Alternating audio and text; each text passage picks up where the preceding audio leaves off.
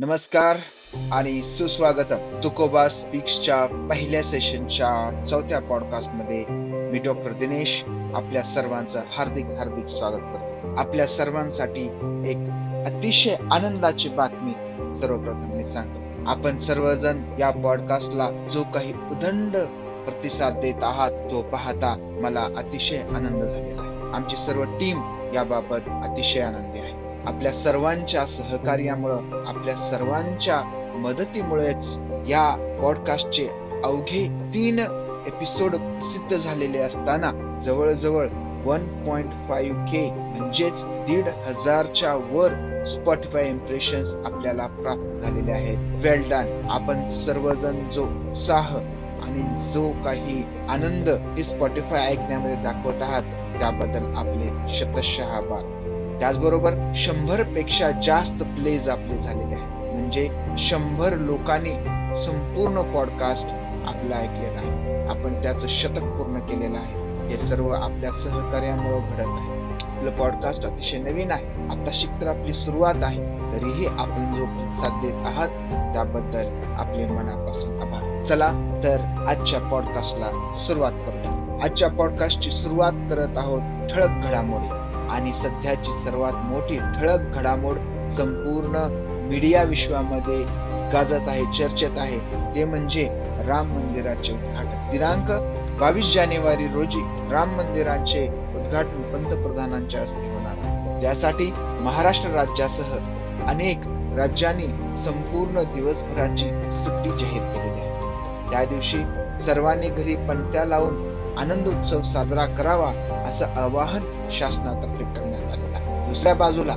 4ही शंकराचार्यांनी या उद्घाटनाला विरोध केलेला आहे. त्यांच्या मते एकतर मंदिराचं बांधकाम पूर्ण झालेलं नाही, त्यानंतर दुसरी बाब म्हणजे त्याचा मुहूर्त पाहिला गेलेला नाही आणि जो काही धार्मिक रीतरिवाज किंवा शास्त्रीय परंपरांचं पालन करूनच मंदिराचं उद्घाटन व्हायला हवं असं त्यांचं मत आहे. अनेक पक्षांच्या मते, राजकीय पक्षांच्या मते हा एक राजकीय इव्हेंट होतो आहे. त्यामुळेही अनेक पक्षांनी या कार्यक्रमावर बहिष्कार टाकलेला आहे.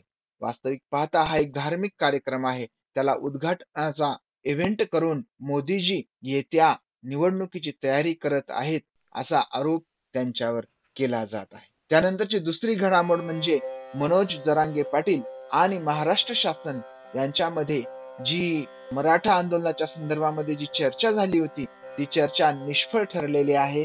मनोज जरांगे पाटील यांच्या मते शासनाने त्यांच्यासोबत धोका केलेला आहे. त्यांना सर्व सगळे सोयऱ्यांना आरक्षण देण्याचं आश्वासन, लेखी आश्वासन देऊन शासन त्यापासून मागं फिरलेलं आहे आणि संपूर्ण सगळे सोयऱ्यांना देण्याच्या ऐवजी फक्त रक्त नाते संबंधाच्या सगळे सोयऱ्यांना आरक्षण देऊ असं म्हणत मनोज जरांगे पाटलांची आणि मराठा समाजाची त्यांनी बोळवण केली आहे. त्यामुळं चर्चा फिसकटली. शासनाचे दूत म्हणून आलेले प्रहार पक्षाचे अध्यक्ष आणि अचलपूरचे आमदार श्री बच्चू कडू यांनी श्री मनोज जरांगे पाटील यांचे मन वळवण्याचा प्रयत्न केला, मात्र त्यात यश आले नाही.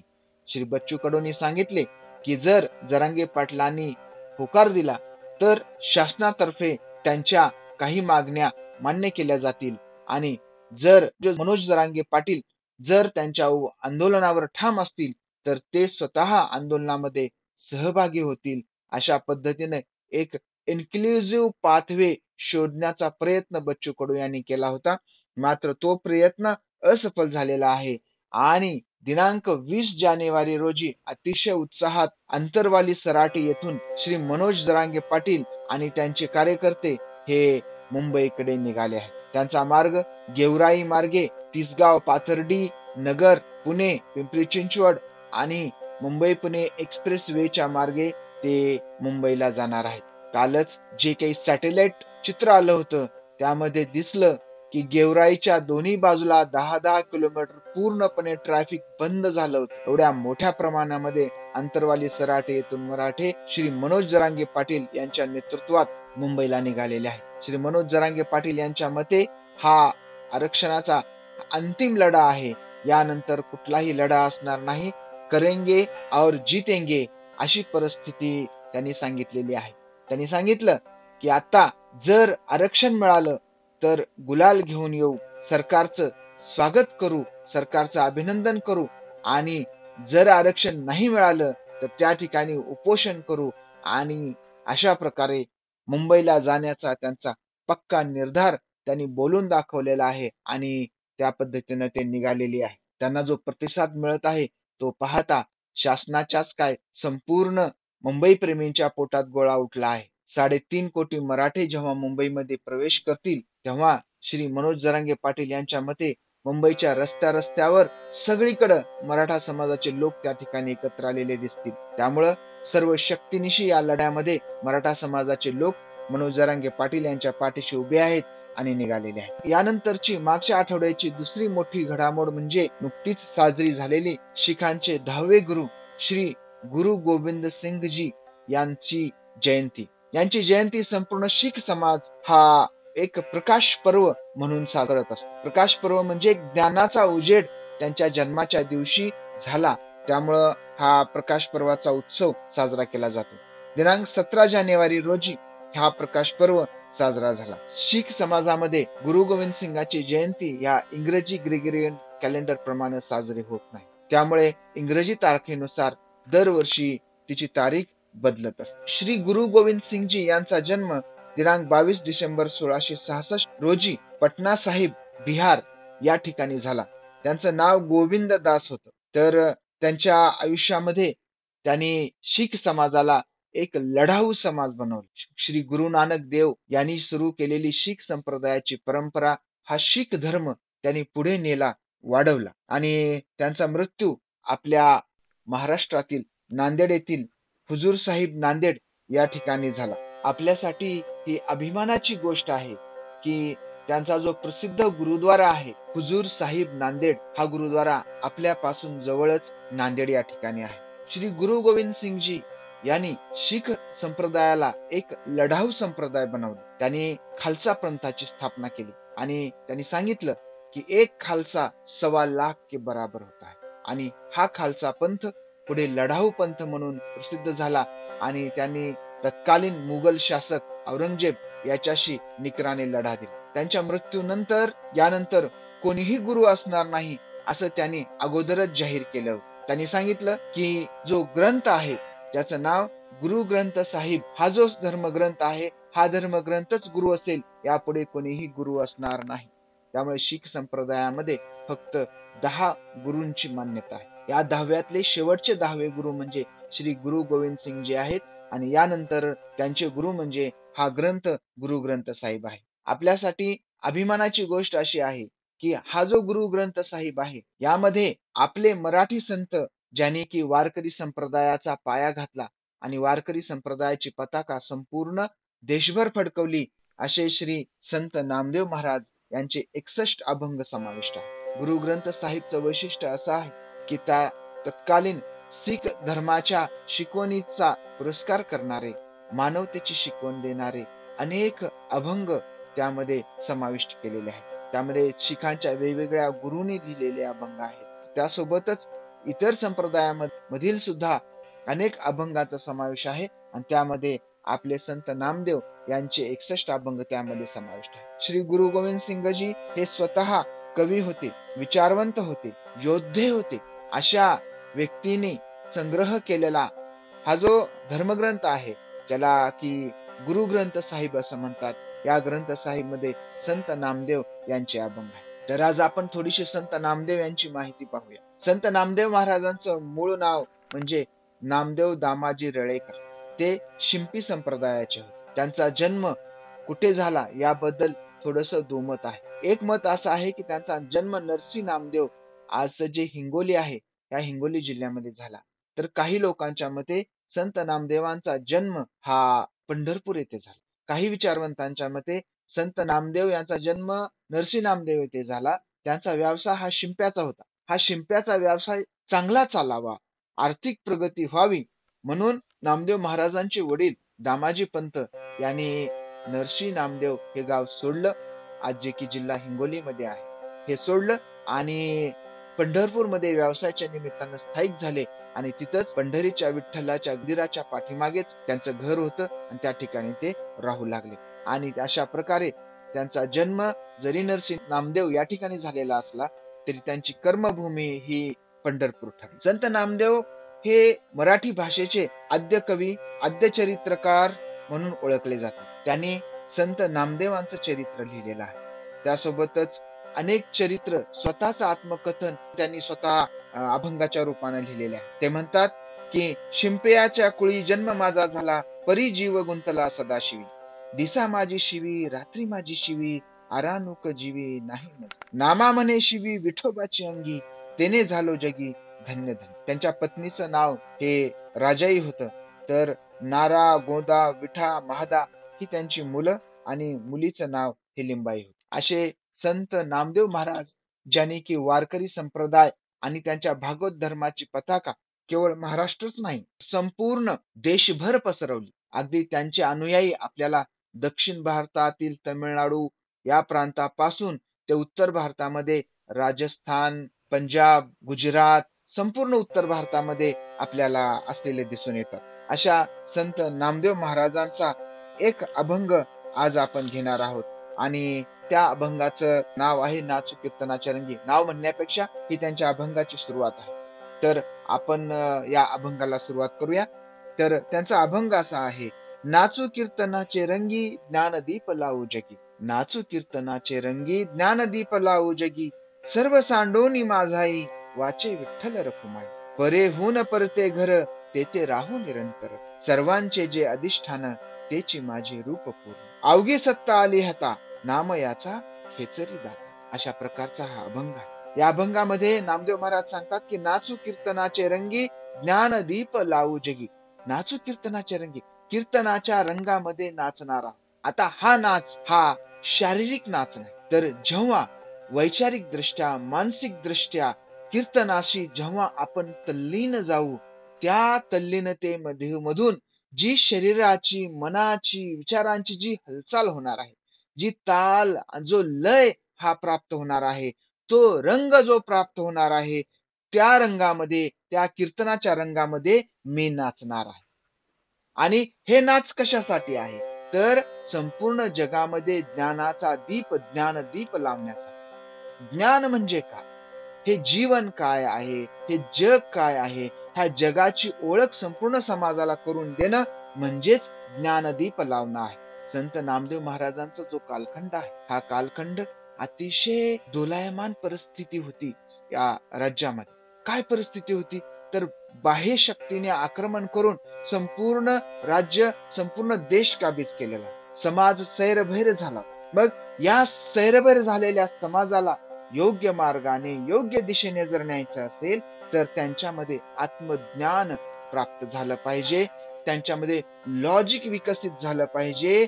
हा भरकटलेल्या समाजाला योग्य दिशेने न्यायला पाहिजे आणि त्यासाठी हे जे ज्ञान आहे, हे ज्ञान त्यांना जर द्यायचं असेल तर त्यासाठीचं माध्यम म्हणजे हे कीर्तन आहे. आणि ह्या कीर्तनाच्या माध्यमातून समाजाचं प्रबोधन आपण केलं पाहिजे. आणि हे करण्यासाठी महाराज म्हणतात की नाचू कीर्तनाचे रंगी ज्ञानदीप लावू जगी. ह्या जगा समाजाला जागृत करायचं असेल, या जगाला जर योग्य मार्गाने आपल्याला न्यायचं असेल तर कीर्तनाच्या माध्यमातून आपण त्यांचं प्रबोधन करू शकतो. सर्व सांडोनी माझाही वाचे विठ्ठल रखुमाई.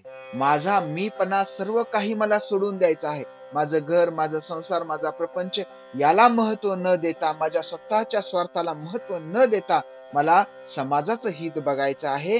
आणि हे हित बघण्यासाठी माझ्या तोंडातून विठ्ठल रुक्मिणीचं नाम हे सतत येणार आहे. भागवत संप्रदायामध्ये, वारकरी संप्रदायामध्ये संत नामदेव यांनी या भक्ती संप्रदायाचा पाया घातला. भक्ती संप्रदाय यापूर्वी जी भक्ती अतिशय अवघड करून ठेवलेली होती, ही भक्ती करण्याचं काम सामान्य माणसाचं नाही असं समाजावर ठसवलेलं होतं. या ठसवलेल्या गोष्टीला संत नामदेवांनी छेद दिला आणि सांगितलं की भक्ती तुम्ही सुद्धा करू शकता. सामान्य माणसं सुद्धा अतिशय मनापासून जर त्यांनी ठरवलं तर भक्ती करू शकतात. अरे भक्ती करणं हे फार कठीण गोष्ट नाही, साधं सोपं काम आहे. काहीही वेगळं करायचं गरज नाही. फक्त नामस्मरण करा, देवाचं नाव घ्या, मुखी रामकृष्ण हरी म्हणा आणि तुमची भक्ती या ठिकाणी सफल होणार. वाचे विठ्ठल रखुमाई, फक्त तोंडाने विठ्ठल रुक्मिणीचं नाव घ्या आणि हा भक्तीचा हा साधा सोपा मार्ग संत नामदेवानी या जगाला दिला. संत नामदेवानी हा मार्ग फक्त महाराष्ट्रातल्या किंवा पंढरपूरच्या या वारकरी संप्रदायातल्या लोकांनाच दिला असं नाही, तर त्यांनी संपूर्ण देशभर भ्रमण केले, पूर्ण देशभर फिरले. त्यांच्या काळामध्ये त्यांच्या मार्गदर्शनाने अनेक जाती धर्माचे संत महाराष्ट्रामध्ये होते. असं म्हणतात की जवळजवळ 20 ते 25 संत वेगवेगळ्या जाती धर्माचे या संपूर्ण महाराष्ट्रभर नामदेवांना आदर्श मानून किंवा नामदेवाच्या प्रेरणेनं या भक्ती संप्रदायामध्ये आहे. नामदेवांना स्वतः शूद्र मानलं जातं, त्यांना कनिष्ठ जातीतला आहे, तुला भक्तीचा अधिकार नाही. त्यांना मंदिरात प्रवेशही अनेकदा नाकारला होता. असं म्हणतात की औंढा नागनाथच्या मंदिरामध्ये त्यांना प्रवेश करू दिला, त्यामुळे त्यांना मंदिराच्या बाहेरच कीर्तन करावं लागलं.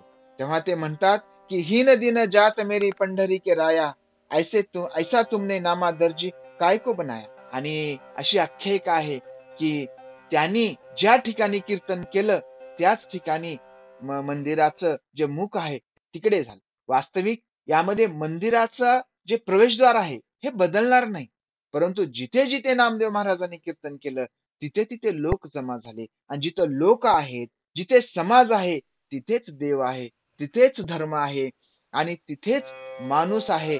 त्यामुळं हा जो नवीन विचार आहे, जो बांधून ठेवलेला विचार आहे, हा विचार संत नामदेवानी हा बाहेर काढला आणि संपूर्ण जगभर पसरवला. नामदेवाचं वैशिष्ट्य असं की ते जे त्यांचे भक्त झाले, जे जे त्यांच्या सोबत आले, या सर्व लोकांना त्यांनी कीर्तन परंपरा शिकवली, त्या सर्वांनी अभंग लेखन केले. नामदेवाच्या घरचे जवळजवळ सर्वजण, जेवढी काही माणसं आहेत, सर्व परिवार हा अभंगाची रचना करतो. त्यामध्ये सर्वात महत्वाची गोष्ट म्हणजे नामदेवाने सर्व जातींच्या संतांचं संघटन केलं. त्यानं सांगितलं की बाबांनो, हा आपला भागवत धर्म आहे, हा आपला विचार आहे. त्यामध्ये संत ज्ञानदेव असतील, संत नामदेव आणि त्यांचे सर्व कुटुंबीय असतील, संत चोखामेळा त्यांचा परिवार आहे, जनाबाई, सावतामाळी, गोरा कुंभार, सेना नावी, परिसा भागवत, जगमित्र नागा, नरहरी सोनार, जालन सुतार असे सर्व जाती धर्माचे संत त्यांना सांगितलं की हा धर्म आपला आहे, हा भागवत धर्म आपला आहे, आपण इतरांच्या नादाला लागायचं नाही, हा आपला धर्म आहे, हा आपला धर्म आपण पुढे घेऊन जाणार आहोत, हा धर्मच आपलं उद्धार करणार आहे. पंढरीचा विठोबा हे आहे आपलं श्रद्धास्थान आहे, आणि या श्रद्धास्थानाला अनुसरून या सर्वांच्या अभंगांच्या रचनेला त्यांनी प्रोत्साहन दिलं. त्यांनी महाराष्ट्र सोडला. संत ज्ञानदेवाच्या समाधीनंतर त्यांनी महाराष्ट्र सोडला आणि उत्तरेकडे भ्रमण केलं. संपूर्ण देशभर त्यांनी भ्रमण केलं, आणि भ्रमण करताना त्यांनी पंजाबी भाषेमध्ये रचना केल्या, हिंदी भाषेमध्ये रचना केल्या. आणि संत नामदेव असे एकमेव संत आहेत की जे मराठीचेही आद्य कवी आहेत आणि हिंदीचेही आद्य कवी आहेत. मराठीमध्ये लीळाचरित्रामध्ये अगोदर काव्य रचना झाली होती, परंतु संत संप्रदायाचे जे काही अभंगाचे जे रचयिते आहेत, अभंगाच्या रचनेचा मान मराठी मधल्या, हिंदी मधल्या, पंजाबी मधल्या रचनांचा मान हा संत नामदेवांकडे जातो. उत्तर भारतामध्ये संत कबीर, संत नानक, संत मीराबाई, संत रोहिदास, संत नरसिंह मेहता, दादू दयाळ, रामानंद, मालिकदास, भैरवदास, जल्लो, लख्या, केशव कलंदर, रज्जब, तुळशीदास अशा कितीतरी संतांची नावं आपल्याला सांगता येतील, ज्या संतांनी कुठे ना कुठेतरी संत नामदेवापासून प्रेरणा घेतलेली आहे, किंबहुना त्यांना गुरु मानलेला. त्यांनी पंजाबामध्ये असणारा जाट समाज, जो की शेतकरी समाज आहे, तेली, खत्री यांना सगळ्यांना एकत्र आणलं, आणि सगळ्यांना एकत्र आणून त्यांना एक भक्तीचा मार्ग दाखवला. आपल्याला असं म्हणता येईल की जी शीख संप्रदायाची जी धर्माची जी स्थापना झालेली आहे, ह्या धर्माच्या स्थापनेची जमीन आहे, ह्या धर्माच्या स्थापनेचा जो पाया आहे, हा संत नामदेवाच्या विचारांनी प्रेरित झालेला आहे आणि त्यांनी तयार केलेला आहे. शिखांचे गुरु अर्जन देव असं म्हणतात की नारायण आणि नामदेव यांच्यात भेद नाही. राजस्थानामध्ये जवळजवळ 700 हे नामदेवाचे मंदिर आहेत. अहो, नामदेव ज्याचे भक्त आहेत विठ्ठलाचे, ह्या विठ्ठलाचे जेवढे मंदिर या देशामध्ये नाहीत, त्याहून जास्त मंदिर हे नामदेवांचे आहेत. याचं कारण आहे ते म्हणजे कीर्तन आहे. त्यांनी जे कीर्तन केलेले आहे, त्यांनी जे जगाला मार्गदर्शन केलेलं आहे, ह्या मार्गदर्शनामुळे नामदेवामध्येच लोक देव मानतात आणि नामदेवाला देव मानून त्याची पूजा करतात. आणि नामदेवाला देव मानण्याचं कारण म्हणजे त्यांनी केलेलं कीर्तन. नाचू कीर्तनाचे रंगी, ज्ञानदीप लावू जगी. त्यांनी हे जे ज्ञानाचे दीप संपूर्ण देशभर लावलेले आहेत आणि ह्या दीपांचा जो प्रकाश आहे, यांची जी प्रकाशाची माळ जी संपूर्ण देशभर तयार झालेली आहे, या माळेमुळे नामदेवांचे शिष्य, त्यांचे अनुयायी, त्यांच्याकडून प्रेरणा घेणारे लोक आपल्याला संपूर्ण देशभर पसरलेले दिसतात. नामदेवानी हे जे कीर्तन पूर्वी जे बंदिस्त झालेलं कीर्तन होतं, ज्याला की नारद संप्रदाय कीर्तन असं म्हणतात, हे नारद संप्रदाय कीर्तन हे एक बंदिस्त होतं, त्यामध्ये दुसऱ्या कुणाला संधी नव्हती. नामदेवानी हे कीर्तन बाहेर आणलं, वाळवंटात आलं, मंदिरातलं कीर्तन मंदिराच्या बाहेर आणलं. शूद्रांना मंदिरात प्रवेश नाही. मग कीर्तन कुणासाठी? तर सर्वसामान्यांसाठी. सर्वसामान्यांसाठीचं कीर्तन, मंदिरातलं कीर्तन बाहेर आणलं. टाळकरी, विनेकरी या सर्वांना कीर्तनाचा घटक बनवलं. सर्वांना कीर्तन आवडावं यासाठी स्वतः नामदेवांनी कीर्तनामध्ये स्वतःच्या पायामध्ये चाळ बांधला आणि जे काही प्रबोधन आहे, कीर्तन वारकरी संप्रदाय हा जो प्रबोधनाचा संप्रदाय आहे, हे जे प्रबोधन आहे, प्रबोधन लोकांपर्यंत कसं पोहोचवलं जाईल यासाठी पायात चाळ बांधून कीर्तन हे अतिशय आकर्षक केलं, जेणेकरून जास्तीत जास्त लोकांनी कीर्तनाकडे यावं आणि प्रबोधनाचा विचार त्यांचा हा संपूर्ण जगामध्ये पसरावा. पुढे महाराज म्हणतात, परेहून परते घर तेथे राहू निरंतर. परेहून परते घर, आपलं जे आत्ताचं घर आहे, जे ऐहिक घर आहे, या घराहून सुद्धा एक वेगळं घर आहे, जेथे आम्ही निरंतर राहत आहोत. ते घर म्हणजे त्यांचं कीर्तन आहे. जिथं कीर्तन आहे तिथंच त्यांचं घर आहे, तिथंच त्यांचा समाज आहे आणि सर्व त्यांच्यावर प्रेम करणारे हे जे काही वारकरी संप्रदायाचे लोक आहेत, हे सर्व त्यांचे अनुयायी आहे आणि तेच आपलं घर आहे. संत ज्ञानेश्वर महाराज म्हणतात, हे विश्वचे माझे घर.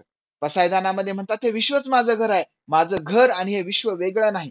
हा जो अद्वैताचा जो सिद्धांत आहे, जो विसोबा खेचर यांनी नामदेवाला दिला होता, तोच सिद्धांत ज्ञानेश्वरांनी सुद्धा आपल्या पसायदानातून सांगितलेले आहे. नामदेव महाराज म्हणतात की हे घर हे माझं वेगळं, मला वेगळं घर घ्यायची गरज नाही. त्यांनी विठ्ठलासोबत सुद्धा आपल्या घराची आणि त्याच्या घराची तुलना केलेली आहे. नामदेव महाराज म्हणतात की आपणची विश्व झाला, भेदभाव सहजच गेला. आपणच जर विश्व झालो तर हा भेदभाव सहजच निघून गेलेला आहे. विसोबा खेचरांची त्यांची जी आख्यायिका आहे, विसोबा खेचर म्हणतात की दाखव नामदेवा, मला दाखव या जगात असं कुठं आहे की जिथं ईश्वर नाही, जिथं देव नाही. आणि हा जो बोध नामदेवानी विसोबा खेचरांकडून घेतलेला आहे, ते म्हणतात की हे घरे परेहून परते घर, माझं घर आता हे वेगळं नाही. सर्वांचे जे अधिष्ठान तेची माझे रूप पूर्ण. जिथं या सर्वांचं अधिष्ठान आहे, सर्व माणसांचं हे जे अधिष्ठान आहे, त्या ठिकाणीच काय आहे, हे माझे पूर्ण रूप आहे. त्यांनी सांगितलं की मी आणि जग, मी आणि देव हा आपपर भाव येथे नाही.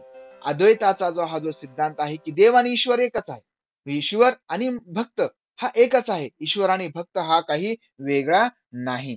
त्यामध्ये ईश्वर हा सर्व जगाचा नियंता आहे, कर्ता करविता आहे, त्याचाच आपण एक भाग आहोत असं नामदेवाने सांगितलं. त्याला आपण एका इंग्रजी अतिशय प्रसिद्ध नाटककार विल्यम शेक्सपियर, त्यांचं एक नाटक आहे ॲज यू लाईक इट, त्यामध्ये मेलनकोली जॅकस नावाचं एक पात्र आहे. ते त्याच्या दुसऱ्या ऍक्ट मध्ये 7व्या सीन मध्ये 139व्या लाईन मध्ये तो असं म्हणतो की all the world's a stage and all men women merely players. They have their exits and their entrances, and one man in his time plays many roles. तर अशा पद्धतीनं शेक्सपियरचा विचार असं म्हणण्यापेक्षा शेक्सपियरनी नामदेवांचा विचार त्यांच्या नाटकातून मांडलेला होता. अर्थात जो नामदेवांना अद्वैताचा सिद्धांत विसोबा खेचर यांच्यापासून मिळालेला होता, तो सिद्धांत काही संबंध नसलेले विल्यम शेक्सपियर, ज्यांना एक क्लासिक रायटर, एक अतिशय महान लेखक म्हणून संपूर्ण जग ओळखतं, त्यांचा आणि नामदेवाचा सिद्धांत यामध्ये हे साधर्म्य पाहता नामदेवांचं लेखन हे अतिशय उच्च दर्जाचं क्लासिक होतं, एक क्लासिकल लेखन नामदेवांचं होतं असं आपण मानू शकतो. पुढे नामदेव महाराज म्हणतात की अवघी सत्ता आली हता नाम याचा खेचरी दाता. जेव्हा आम्ही कीर्तन करू, त्या कीर्तनातून लोकांचं प्रबोधन करू, आम्ही त्यांचं प्रेम मिळवू, हे सर्व प्रेम मिळाल्यानंतर ह्या लोकांचं मन, ह्या लोकांचं अंतकरण हे आमचं घर आहे. जिथं आम्ही कीर्तन करू ते तिथं आमचं घर असणार आहे, तेच आमचं अधिष्ठान आहे, तेच आमचं पूर्ण रूप असणार आहे. आमचं रूप यापेक्षा दुसरं वेगळं नाही. लोकांच्या मनामध्ये स्वतःविषयी अनेक भावना असतात. त्यांना वाटतं की मी असा आहे, मी तसा आहे. बालिश बहु बायकात बडबडला नावाची एक भारत आंबेंची कविता आहे. त्यामध्ये जो सम्राट उत्तर आहे त्याला स्वतःविषयी प्रचंड गर्व आहे, त्याला स्वतःच्या सामर्थ्याची किंवा स्वतःची जाणीव नाही. हे आत्मज्ञान त्याला नाही. हे आत्मज्ञान त्याला नसल्यामुळं तो तसा वागला आणि एवढ्या मोठ्या कौरव सेनेला जाऊन भिडला. त्या ठिकाणी ब्रह्मंडेच्या रूपामध्ये अर्जुन असल्यामुळं त्याचं त्या ठिकाणी संरक्षण. पण इथं नामदेव महाराज म्हणतात की स्वतःला स्वतः ओळखलं पाहिजे. मी स्वतःला ओळखलं आहे. माझे अधिष्ठान मला माहिती आहे. माझी ओळख दुसरी तिसरी काहीही नाही. आज समाजामध्ये बघतो आपण की लोक कसे वागतात. स्वतःला अतिशय महान ग्रेट समजतात. स्वतःच आपली कधी चूकच होऊ शकत नाही असा लोकांचा समज आहे. परंतु जर लोकांना आत्मज्ञान आलं, आपण कोण आहोत, आपण काय आहोत याची जाणीव जर लोकांना झाली तर त्यांच्या या चुका टळतील आणि आयुष्यामध्ये त्यांचं होणारं नुकसान हे काय होणार आहे, कमी होणार आहे किंवा थांबणार आहे. म्हणून महाराज म्हणतात की सर्वांचे जे अधिष्ठान त्याचे माझे रूप पूर्ण. जे सर्वांचं अधिष्ठान आहे तेच माझं रूप आहे आणि असं रूप प्रत्येकानं आपलं स्वतःचं रूप आपण स्वतः ओळखलं पाहिजे. उदाहरण त्याचं द्यायचं झालं तर आपल्याला अंधुक प्रकाशामध्ये आपण पाहतो की एक दोरी आहे आणि ती दोरी पडलेली आहे आणि आपल्याला असं वाटतं की अरे बापरे, तिथे काहीतरी साप आहे.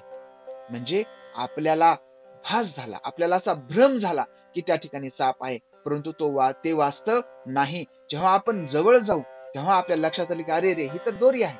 आणि हे जवळ जाणं म्हणजे आत्मज्ञान होणं. आणि आत्मज्ञान कशामार्फत होतं तर ते कीर्तन, प्रवचन, भजन. जेव्हा आपण संतांच्या सानिध्यामध्ये जाऊ तेव्हा आपल्याला आत्मज्ञान होतं.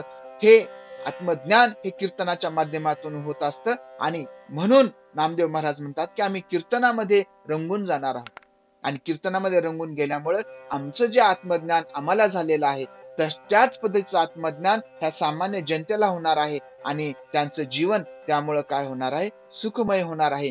त्यांना खरोखर जीवनाचा जो अर्थ आहे तो कळणार आहे. इंग्रजीमध्ये जे काही आत्मज्ञान होणं आहे किंवा आत्मज्ञान नसणं, दोरीलाच साप म्हणणं, याला इल्युजन असं म्हणतात. तर हे इल्युजन का होतं? तर इल्युजन होतं हे आपल्या मनामधल्या आपल्या स्वतःविषयीच्या भ्रामक कल्पनामुळे.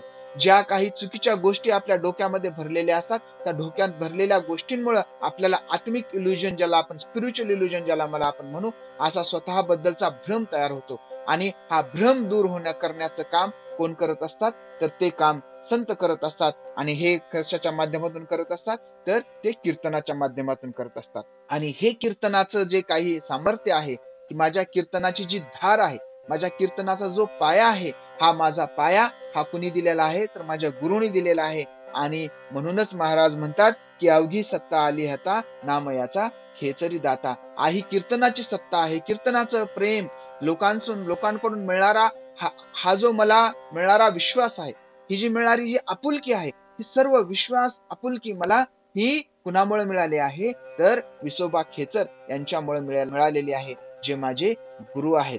विसोबा खेचर यांनी जो अद्वैताचा सिद्धांत ज्याची आपण चर्चा केली, हा सिद्धांत हा मला पुढे घेऊन जायचा आहे असं नामदेव महाराज म्हणतात. आणि त्यामुळे ही सत्ता, ते आपली संपूर्ण सत्ता हे आपल्या गुरुच्या चरणी अर्पण करतात. तर अशा नामदेवाच्या या अभंगातून आपल्या लक्षात येतं की नामदेवाचं कीर्तनावर किती प्रेम आहे, नामदेवांचं या जनतेवर किती प्रेम आहे, ह्या जनतेच्या उद्धाराची कळकळ किती आहे. त्यासाठी आपलं घरदार याचा सर्वाचा त्याग केला आणि स्वतःच्या कुटुंबातल्या सर्व माणसांना लिहितं केलं, बोलतं केलं, एवढ्या मोठ्या संतांना बोलतं केलं. त्यामुळं हा महाराष्ट्र त्यांच्या काळामध्ये या संतांच्या विचारानं जणू काही एक सिंगिंग नेस्ट ऑफ महाराष्ट्र ज्याला आपण म्हणू, असा एक पक्ष्यांचा किलबिलाट, सर्व संतांचा किलबिलाट ज्याला आपण म्हणू, अशी परिस्थिती संत नामदेवाच्या कर्तृत्वामुळे त्या काळामध्ये झाली होती. त्यांच्याबद्दल नोबेल साहित्यिक विजेते श्री डॉक्टर भालचंद्र नेमाडे म्हणतात,